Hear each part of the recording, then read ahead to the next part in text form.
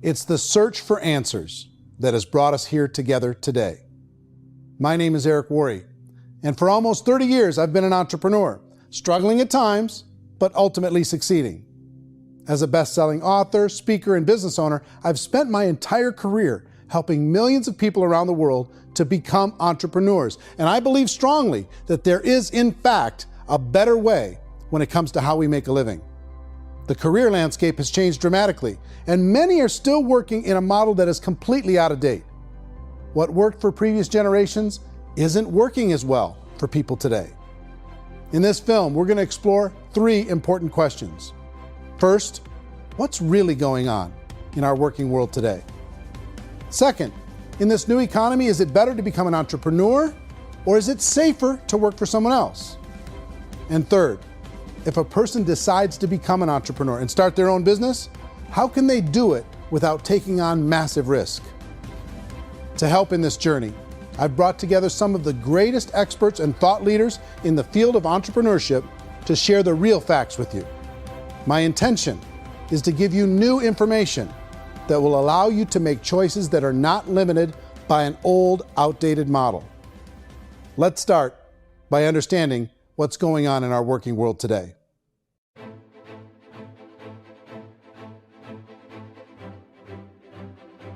Let's look at unemployment. 30-40% of the people are honestly not working, but would be working. What our government does is if you haven't found a job in 6 months, we don't call you unemployed. We pretend you dropped out of the labor force. I've often said that unemployment, particularly structural unemployment, that's unemployment due to technological changes, is the first sign of economic growth. Think of it, 10 people live on an island. They go out every day and fish. One day, new technology shows up. A missionary brings them a net. Now, using the net, one pilots the boat, one throws the net. 2 fishermen can do all the work 10 used to.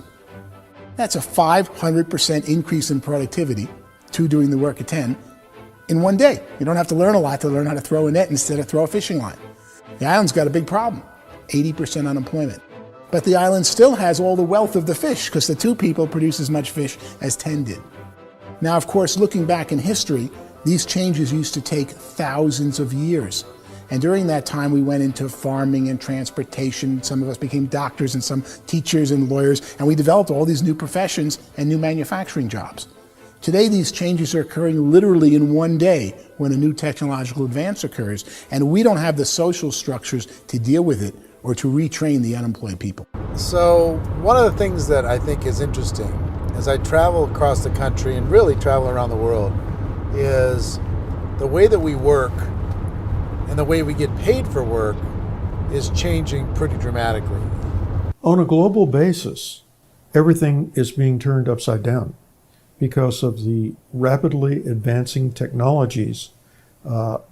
They are eliminating many jobs, and we have been left with many people not prepared for the jobs that exist. A lot of demand in public companies was to squeeze out all the fat and to get just as much margin as we possibly could, and fat equals humans. So this idea of job security in information age is so obsolete, but it's still taught inside our school system, and that's where the problem starts. There's no financial education in the school system, and people are still trained to be employees who work for that paycheck. This is a chart on the middle class. What's happening in the middle class, those that went to school, their incomes have been coming down for years. And parents still say to their kids, go to school, get a job. Now what happens to all those middle class people who are dropping off the ends of the chart? Well, they become what's called working poor.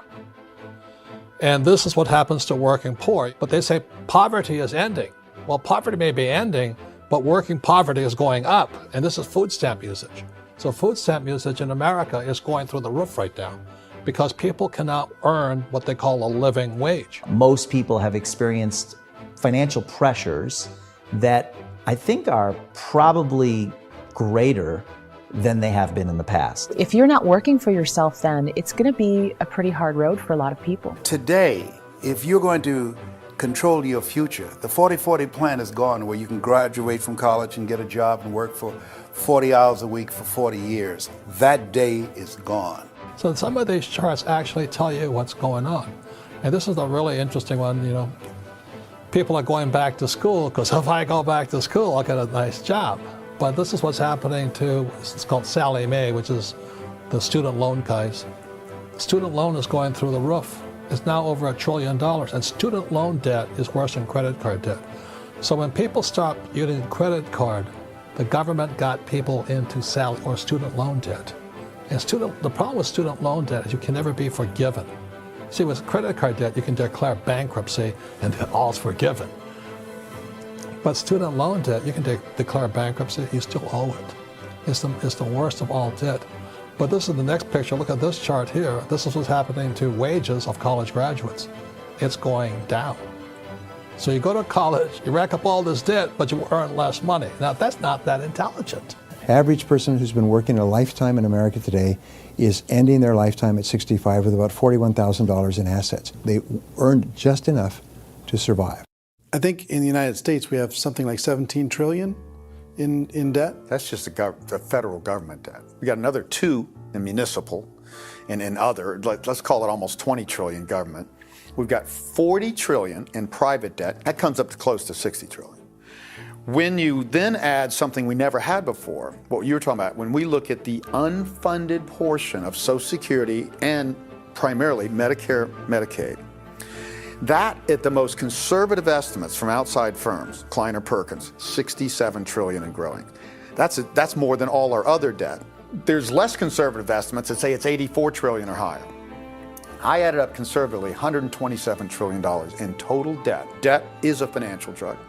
When you take it to excess, it's like taking a drug. Yeah, it makes you feel better, it enhances your performance, but at a huge cost, eventually it kills you. And so that's what happens. We keep doing more and more debt, and you get less and less results, just like a drug, until the debt gets so high that it crushes the whole system. That's where we're at, 8.2 times GDP. You know who I feel sorry for?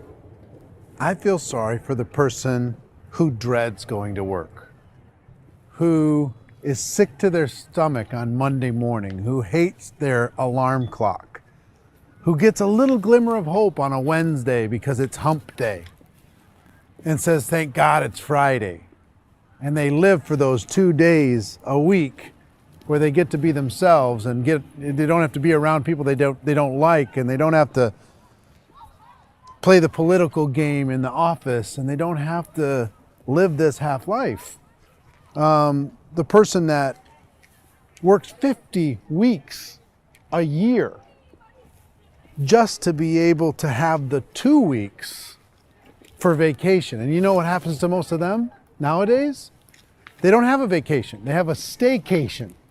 They have time off of work, but they don't get to go where they want to go because they're overextended. They've got all this debt. They got all this situation. They hate their alarm clock. They can't sleep until they're done. They have to spend most of their life in traffic.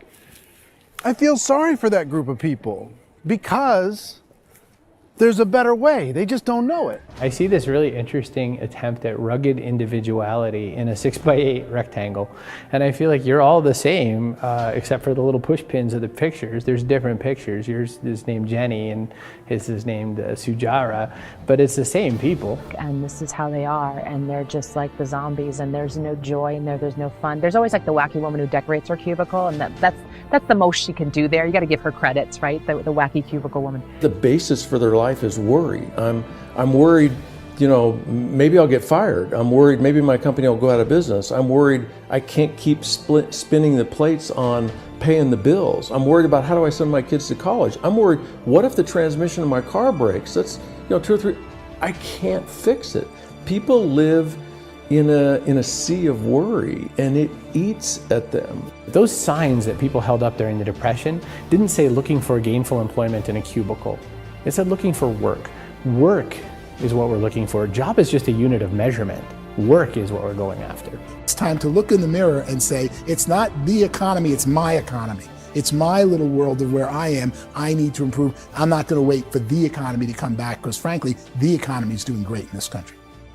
So I'm here on Wall Street, the financial center of the universe, the financial capital of the world.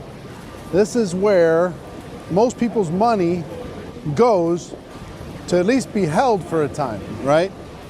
With interest rates in banks being effectively zero, and many experts are predicting it's going to stay at zero for the next 10, 20, even 30 years, people feel like they don't have any choice but to put their future into equities, to put their future into the hands of other people on this stock market, and hope that the stock market goes up, hope that the stocks that their advisors pick or that they pick goes up. That's one way to go, I guess. It's my personal belief that if you put your future into the hands of yourself, in other words, you have earning power by yourself, I think you're a better investment than these guys. I think you controlling your future is a better option than handing over your retirement to these guys. The average household income in the United States is approximately $50,000 a year, what they call the middle class. To reach the top 25% of income earners, you'd need to earn at least $90,000 a year. To reach the top 10% would be a household income of $140,000, the top 5%, $190,000, and to be in the top 1%, you'd need a combined household income of at least $380,000 a year. So here's the question. What do you think would give you the best chance to move up and get to the top 10%, the top 5%, the top 1% or beyond? In my opinion, and in the opinion of many, many experts, the answer is to become an entrepreneur, to become your own boss. I think you have to be a business owner. I can't, the only time I ever say to someone it'd be great to be an employee is when they've already told me they've surrendered. I only tell people who are wounded spiritually that they should be an employee. And it's that feeling that you get when you pick up the backpack off the little Cub Scout and say, "Don't worry, little guy, we'll get you back to the camp."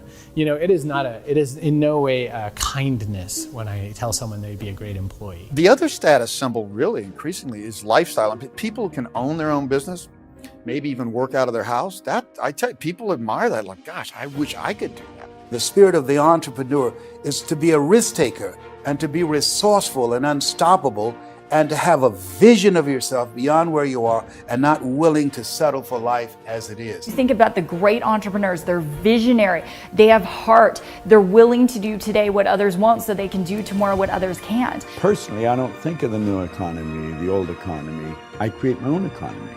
The entrepreneur's in control. I decide what the economy is going to be like. In the world of entrepreneurship, there are no limits. You can make as much as you want, depending on how much you want to work and how smart you are and how great a team you put together. There's no more lifetime rewarding business than being an entrepreneur. Why in America, where anyone could be anything, would people want to give up their freedom and become effectively a modern-day slave, told shut up and be here every morning at 7:30, leave at 5:30, and do what I tell you?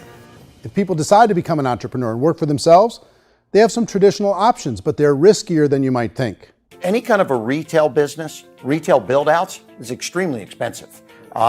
Even just these small little yogurt stores where they're putting little yogurt machines and you get all the different flavors, you're spending $200,000, $300,000, $400,000 to open a yogurt shop. I would love to buy a Dunkin' Donuts, but it's $500,000 or so to start.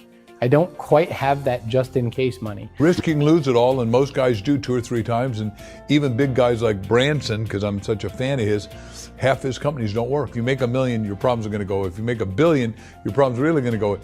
Just the opposite. You and I know when you're making $1 million, you got $1 million responsibilities. You make $1 billion, you got 1,000 times $1 million responsibilities. And most people say, I'd love to be my own boss. 70% of Americans would love to be their own boss, according to recent polls. But they don't know how to get there. Because what are you going to do? One, you could buy an existing business. If somebody's selling an existing business, you have to ask why. Usually because it's probably hard. It's probably not making as much money as they hope. 2, they could buy a franchise. A little less risk, proven system, but it's expensive to be able to do that. 3, they could start something from scratch. And that's where a lot of people feel like, I don't have the chops to do it. I don't have the money. I don't have the product idea. I don't have the expertise. I don't have whatever it's going to take to be able to get there, and I can't risk my family to do it. So 4th, they could become an investor.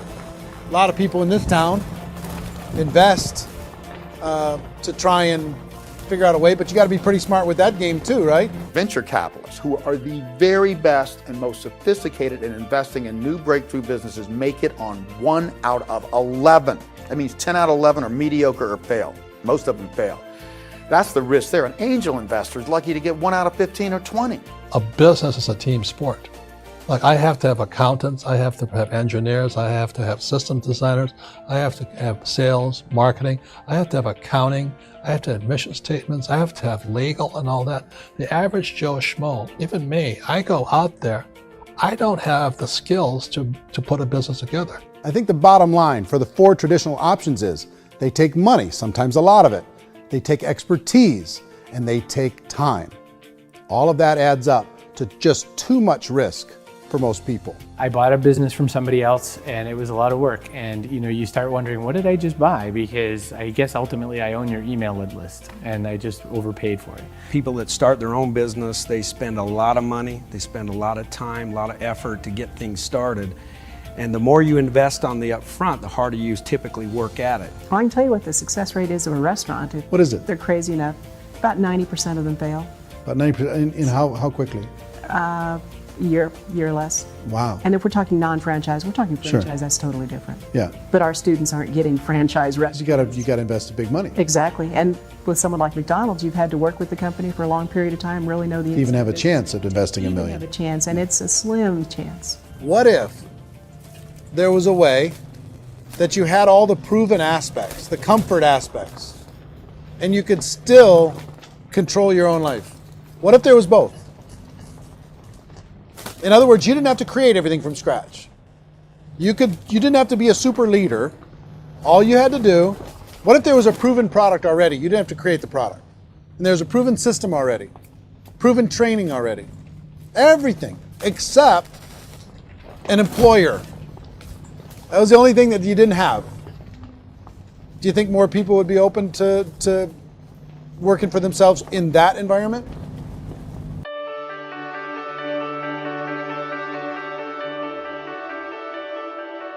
In our search for a better way to make a living, we've come to the conclusion that becoming an entrepreneur is actually safer than being an employee. And through our look at the entrepreneurial options, one particular path kept coming up from expert after expert. And I think most people will find it surprising because it's certainly a non-traditional business model. That model is for people to start their own business and become an entrepreneur through the creation of a network marketing business. Some people call it direct selling because the product is being sold directly from the manufacturer to the end consumer, cutting out the middlemen. Other people call it multi-level marketing, or MLM, because there are multiple levels of commissions paid. The most common term today is network marketing, because network marketing best describes using a large group of independent distributors, independent entrepreneurs, to move a product or service more efficiently. So my friend here, Donald Trump, and I, we always write about the network marketing industry. And the reason we support the network marketing industry is because it really is a business school for entrepreneurs. Because most people come out of school looking for a paycheck. Oh, that's terrible. I went to network marketing like that. I think if it didn't exist, we should invent it. It is that good. I think direct selling is a great way to do business today. It's very easy to get into that industry, and you can be self-employed, be in effect an entrepreneur. When we see multi-billionaires adding network marketing companies to their portfolio of companies, that would be a clue. When we see people who are very famous authors and very famous business people endorsing the industry, that would be a clue. These network marketing companies aren't $50 million companies. They're billions and billions of dollars. They lead the stock market. They're major companies. When we're going to get it? You know, and you're going to school to work for a paycheck. But if you want to be rich, be an entrepreneur. And network marketing gives you the spirit to be an entrepreneur. A traditional company will spend up to 50% of their total revenue on marketing. Network marketing companies use a different approach. Instead of having all that extensive marketing expense, they utilize a network of independent distributors to do the marketing for them. Now, why do they do this? First, because word-of-mouth advertising is so much more effective today than traditional media advertising. Second, some products need to be explained or demonstrated and an independent salesperson can do that more effectively than an ad campaign. Third, it's completely efficient. The company only pays for the marketing of their product if a sale happens and not before. Imagine if Amazon allowed you to become an independent distributor and paid out 40% of its revenue to that distributor group. All you had to do as a distributor was recommend a product, and if a person bought it on Amazon, Amazon would take care of all the logistics and you'd get paid for bringing the customer. Now imagine you got paid for every purchase that customer made for the rest of their lives. Well, Amazon doesn't offer this option, but network marketing companies do. 85% of all buying decisions in our society are made as a result of word of mouth or reputation. We're recommending things to each other all the time. You know, who's your dentist? Who's your doctor? Who's your lawyer? What detergent, are you using? What legal system are you using? What product are you using? We're talking to each other about the things that we love anyway. When you go into a big box retailer, you're lucky if the clerk looks you in the eye, much less gives you any detailed or accurate information about what you're purchasing. So of course, this personal information, this education coming from a friend, a neighbor, a relative, or even a stranger, but one who has experience with the product is extraordinarily valuable. As a matter of fact, network marketing can educate consumers probably better than any other form of marketing. It certainly can do better than advertising, because advertising usually has a certain hype to it and you can only get limited information. So, network marketing trumps advertising. If you were a typical sales company and you wanted to sell $1 million a month worth of product, you might go find 100 superstar salespeople. The quota would be $10,000 a month. So network marketing as a distribution system just flips the numbers. So we use 10,000 happy, raving fans of a particular product, and we don't concern ourselves so much with how much product each one of them individually sells. If they sell just $100 or $200 a month, and there's 10,000 of them, you're selling $1 million to $2 million a month worth of product. And that's the best way I can explain how network marketing works. This is the marketing arm of the company. There's not money being wasted on bricks and mortar. There's not money being wasted on inventory that's sitting stagnant somewhere. There's not of employees standing around that don't have customers. These are people that are going to connect with customers. These companies allow people to become independent distributors for extremely low cost and with no minimum time or sales quota. Essentially, they own their own business and can provide as much or as little sales as they choose. In other words, the distributor gets all the benefits of traditional business ownership without the risk. The advantage of network marketing is the ease of entry, the low risk, and the low startup cost, because almost everything else has very high risk. You can get in for a minimal investment. You're buying into a system that's already been proven, products or services that have been proven to work. The keys to network marketing is providing an opportunity for the masses to get involved, providing an opportunity for the average person who doesn't have the resources to start their own business. All of this so far is fairly straightforward, but network marketing offers another benefit, and it's this benefit that makes it so interesting for entrepreneurs. Network marketing allows a distributor to build their own network of other distributors and then compensates them on the sales created by that entire group. Direct selling is, at its base, very simple. It's the sale of a product or service to an individual on a face-to-face, one-on-one basis, just the way we're talking right now. But there's an important element as well, and that's the offering in conjunction with that sale of product, the offering of an opportunity for someone to make something of themselves. No matter what your social status is, no matter what language that you speak, I mean, look how many unbelievable people are becoming successful that speak every kind of language out there. What an awesome gift to give the world. Instead of having to work your way up in a system and prove that you could be a sales manager, they just decided everybody can be a sales manager. Everybody gets to build a sales team from day one. And so what that brought into the system of growth as a direct selling company is the concept of compounding or geometric progression. Because now you can actually grow a sales force very quickly because everybody is enrolling people in their own sales force. People who are like, oh, this is weird, I'm building a sales team, or what do you think you do at a regular company? How do you think a regular company works? Network marketing is the only industry that doesn't say your past determines your future. It looks at your past and says, okay, now what can we train you to do so you can have a great future? Every other employer out there wants to exploit you for what you already know, not teach you something new. Network marketing has the potential to save the United States and the world because it's going to teach people not to be employees, but to be entrepreneurs.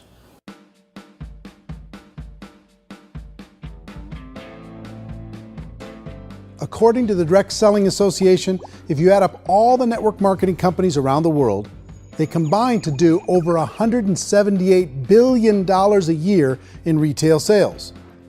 To give you an idea of how big that really is, the NFL, the National Football League, does approximately $9 billion a year. The music industry does a little more than $16 billion a year, and the movie industry does about $80 billion a year.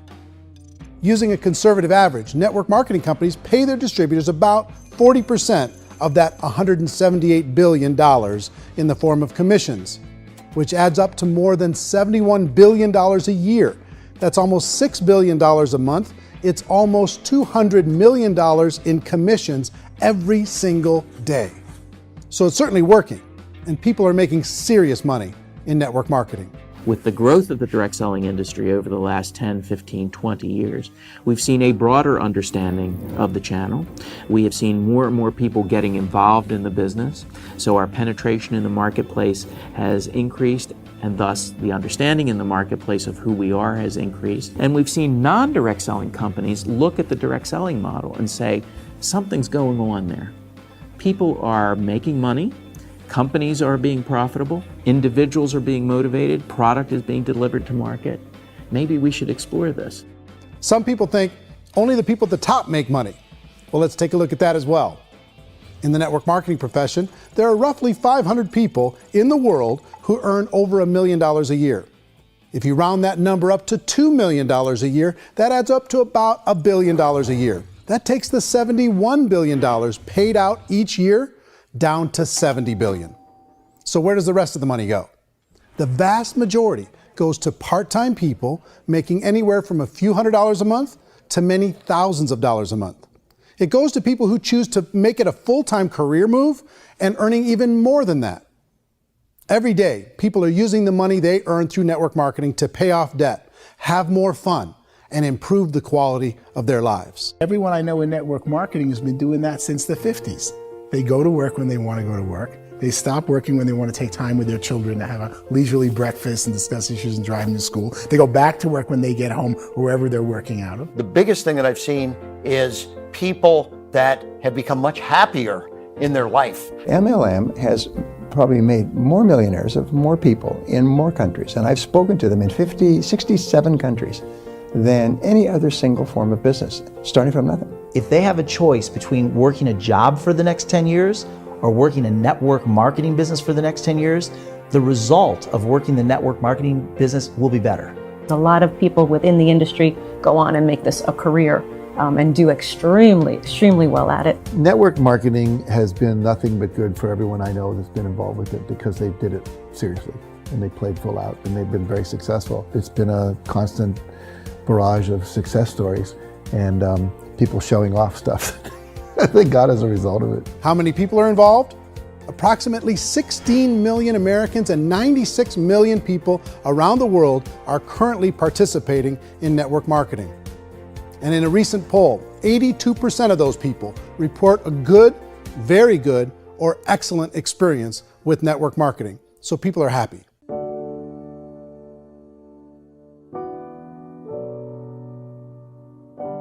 So I've taken a look at the network marketing profession and really tried to understand why so many people are confused as to the validity of this as a business. One is this pyramid shape. People get really messed up with this pyramid. Oh, it's one of those pyramid things. So I just think there are a lot of haters out there who really don't understand the industry and say, oh, it's a get-rich-quick scheme. It's a pyramid. Well, corporate America is a pyramid scheme. You know what I mean? It goes like this. You have thousands of MBAs, let's say working for Ford or General Motors or Coca-Cola. If all these MBAs, they're all trying to get to here, that's a pyramid. Only one guy's going to make it. Every 10 years, one's going to make it. Whereas you look at network marketing, it's like this. So you're here, and your job is to develop other CEOs coming up behind you. So it's an inverse pyramid. In network marketing, it's a very simple concept. If you sell product, you get paid. It is paid based on production. There is no first mover's advantage. There is no investment component where the more somebody spends, the more they're entitled to make. So the two are polar opposites of each other. It doesn't matter what shape the company is or the compensation plan is shaped, whether it's a circle or a pyramid or a triangle or a trapezoid, it doesn't matter. If compensation is coming primarily from recruitment, then you've got a problem. On the other hand, if an operation is basing their compensation to participants on the basis of sales, even when those sales are generated by people you've recruited, well, then you're a perfectly legitimate enterprise. That's the legal test, it's the practical test. Another issue that's been true in the past that is no longer true now is people used to be in network marketing loaded up with products that they couldn't sell, and they ended up a loser. They ended up with a bunch of product in their garage, they ended up with a bunch of products sitting in their kitchen shelves or whatever, and they thought they could sell it, and then they weren't willing to or able to sell it, and they ended up with a bunch of stuff, and they were bitter about it. There was this thing called front loading where you had to buy, like, well, if you bought $25,000 worth of product, you got better commissions and all this. Today, it's almost all done by computer. It's direct mail, comes from a warehouse somewhere else. You don't have to have all this inventory. You don't have to stock up. It's a paperless world now. Most of it's done online. You have a back office. It really works. And I mean, the technology has changed everything. Third issue is people start talking about 99% of people in network marketing don't make any money. Well, we've talked about that over the course of this journey together. Almost $200 million a day is being paid out to network marketing distributors around the world. The naysayers, the people who say that it doesn't work, are usually the ones who just don't know how to make it work for themselves. And so they're giving you an opinion, and I tell people, don't confuse people's opinions with expertise, because opinions are free. And don't confuse sincerity with the truth, because people could be sincerely wrong. But here's the reality inside of network marketing.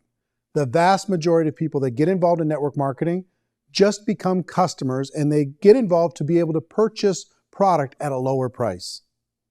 If you take Costco as an example, if a person goes into Costco and gets a membership to Costco so they can get a lower price on the product, we don't call that person a loser because they have a bunch of product that they walked out with a smile on their face. Yet when some people want to take a look at network marketing, they say, well, those people, they're just using the product and they aren't earning an income, so they must be a loser. They're not a loser, they're a happy customer. That's the vast majority of people that are involved in network marketing. Now, a smaller percentage of those people decide to go build a business. They earn $300 a month, $500 a month, $1,000, $2,000.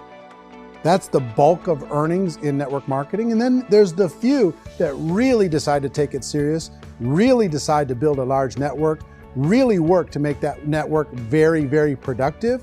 And those people make huge amounts of money, and there's no cap. What I do as an outside economist, just somebody looking at this industry like any other industry I speak and say, look, what's the realities of this? 1% do incredibly well. 10% generate some additional income at pretty low risk and effort. That's not, and 90% of people roughly end up customers. One thing that I think is real when it comes to people's perceptions about network marketing is people put this, and distributors, I think, involved in network marketing have some responsibility for this. They have sometimes unrealistic claims about the product or about the income. Most people who become distributors, they want the money, they want to be successful, but they don't have the skills. They don't know what to do. And when people don't know what to do and they're in a new business, they're scared. And when they're scared, they panic and desperation kind of sets in. So they think everyone they talk to has to get in. So if I talk to you and you say, well, no, I don't have time to do that, they're like, no, I need you. You have to do this or I won't be successful. So I start clawing on you. I start that desperation. So then I start making claims about the product, which are not appropriate, probably not even true. Or I start saying, oh, let me show you how you can make all this money and you don't have to do anything, Eric. And so you just totally misrepresent the opportunity, and you're clingy with people because you think you need everybody to be successful. and you don't. You know, one of the messages that I try to deliver most forcefully to companies as well as salespeople in direct selling is that you don't have to overpromise. The reality is in network marketing, there's a lot of hard work involved. There's a lot of effort. You're going to have to develop yourself. It's a business like anything else.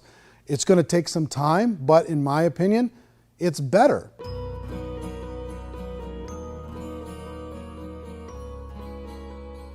It's light years better for people starting today than it was even 5 years ago. I think it's more widely accepted now, and people understand it is a business. It is being an entrepreneur. It is being a business owner. Our belief system is based upon our evaluation of something. And frequently, if we reevaluate a situation, our belief about that situation will change. The industry has changed and it's grown up. It's totally transformed. You've got young people today that have grown up with social media, and they understand networks. They understand how people are connected through technology, and they understand how money flows through those networks. So when they see network marketing, they don't see it the way their parents saw it. And we've all learned, the larger industry that you represent, has all learned from those mistakes and flaws and errors that have happened early on. Early algorithms didn't work the right way.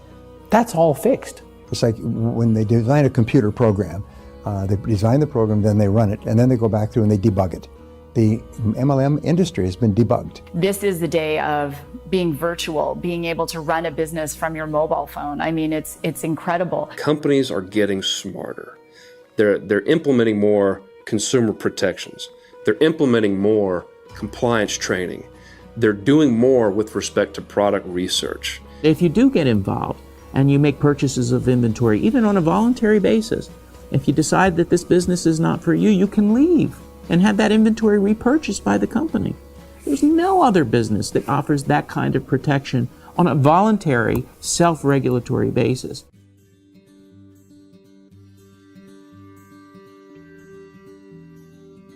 If you decide to look further into a network marketing business in order to generate more cash flow for your family, I would recommend reviewing the following 4 elements. First is the product or service. And on the product or service, I would ask 5 important questions. 1, do you like it? Is it something you would feel comfortable sharing with others? 2, is there a recognized need in the marketplace? It's hard to create a need if one isn't naturally there. 3rd, does the product meet that need? Does it solve a legitimate problem for consumers? And 4th, is it priced to sell? Can it compete in the marketplace? And 5th, is it priced for profit? Is there enough margin for the company and the distributor to be able to generate income for the long term? If you can answer the questions on the product to your satisfaction, the next element to consider is the company itself. Is it well run? Do you believe in the founders or the management team? Do you feel they have what it takes to go all the way? See, it doesn't matter how good the product is if the management can't take care of the company. Good management can change with the times. They can handle adversity. They can make good decisions. Make sure you choose a company that can serve you for a long time. The 3rd element to consider is the compensation plan. And with that, there are 3 important things to look at. First, a brand new person needs to be able to generate some money fairly quickly. It may be an obvious reason, but you can probably imagine the ripple effect of a distributor getting involved and having even a small victory fast. That can only help with the overall success of the organization. Second, a person should be able to develop a moderate part-time income in a reasonable period of time. As they develop their network and as their sales grow, they should be able to enjoy more benefits. And third, for the people who are really serious, for those who decide to really go pro in the network marketing profession, there should be the possibility to make a serious full-time income if they work hard and are committed to developing their skills. If you're comfortable with the product, the company, and the compensation plan, the last thing you should look at is the support that will be made available to you. Does the company have a website? Does it have a solid online reporting tool? Do they have comprehensive training available? Do they host events to help you build your business? If you decide to do this, what kind of a support system can you plug into? Choosing a network marketing company is a personal decision. But evaluating the 4 elements of product, company, compensation plan, and support is a great place to start. Is the company promising that you're going to get rich quick or that you can make a lot of money without a lot of effort? That's a red flag. Is there a product that you really believe in that you think can be sold? Or are you being told by salespeople or the person who's trying to recruit you or by the company itself that don't worry about the product, all you have to do is recruit other people into the business? Red flag, warning sign. If you're hearing that, take a second or even a third look. Get to know the customers, the products, the business, have some success, and see where the opportunities might take you to move up in the organization. You want to find out how concerned are they about my education, my training, and my development? Is there a space for me to grow? Most important question. Learn everything that you can about the product. Make sure it's something that you believe in, and learn everything you can about the industry and work that system. You have to be very passionate about whatever that company is doing. I would get involved. You can always test drive anything, you know, the product, the service, the community, and then lean into it a bit. If it feels good, then lean into it a lot. Behind me is the Lincoln Memorial. And this is a place where Martin Luther King Jr. had his famous "I Have a Dream" speech. And at that speech, he talked about his dream for equality for everyone around the world. And that's a noble dream. But I think more people need to remember what it was like when they were kids and the dream was still alive in them. Before it got beaten out of them by reality, by this paycheck, by these responsibilities, and by having to live for this job to pay the bills. I think people need to remember that, go back to that. Once they know that there's a better way, I think their future is going to be much brighter. They can live a better life.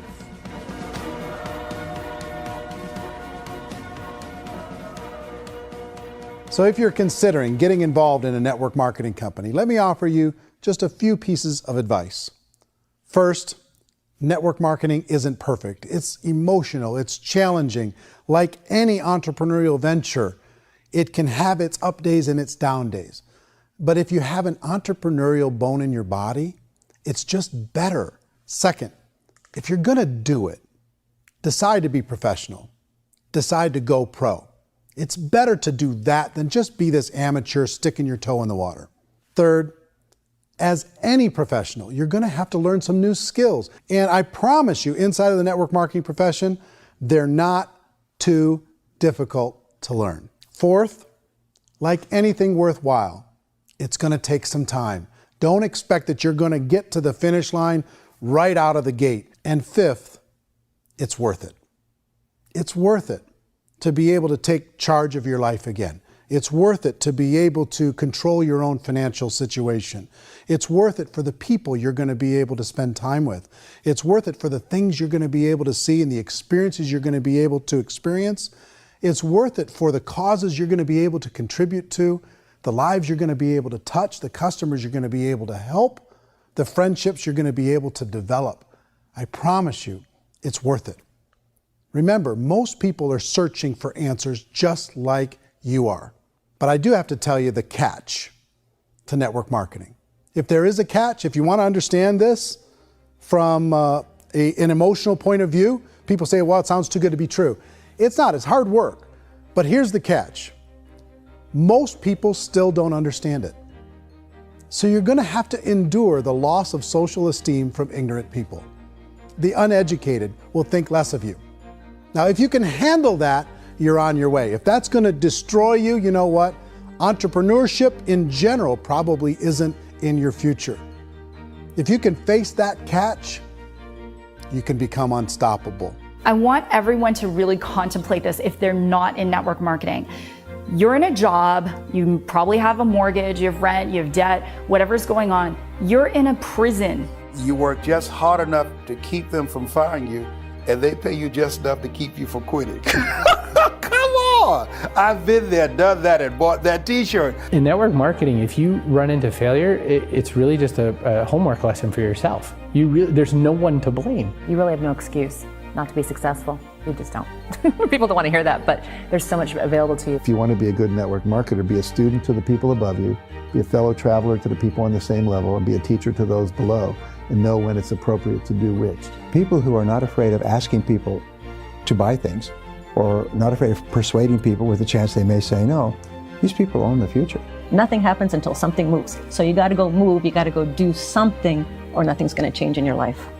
In the beginning, you're going to do a lot of things that you don't get paid for. But as you go down the road, you get paid for a lot of things that you don't do. And your job is rehabilitate the spirit, the entrepreneur spirit in all of us. You give it back. Either give it a strong yes or a strong no, but no wishy-washy, dilly-dally stuff in the middle. There's dreams and there are nightmares, but I believe that the biggest nightmare of all is when you don't pursue your dream. You're going to see some monumental growth in this profession. It's an exciting, exciting time to be involved with the network marketing profession. The next 10 years, I see just exponential growth. When that tipping point comes, it's not a matter of asking somebody, have you ever heard about network marketing? You're really asking them, which company are you building your wealth in? We are here to fix the world, to improve relationships with other people, to improve other lives. And the real reward comes as an entrepreneur in any level from teaching somebody something and watching them soar. There is no greater reward.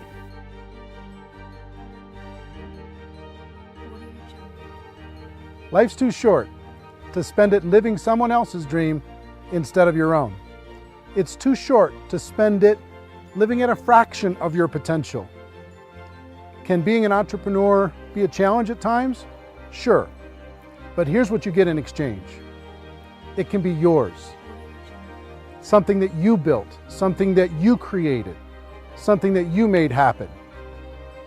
This balloon represents your dream. It represents entrepreneurship. My wish for all of you is that you would reach out and grab it. The choice is up to you.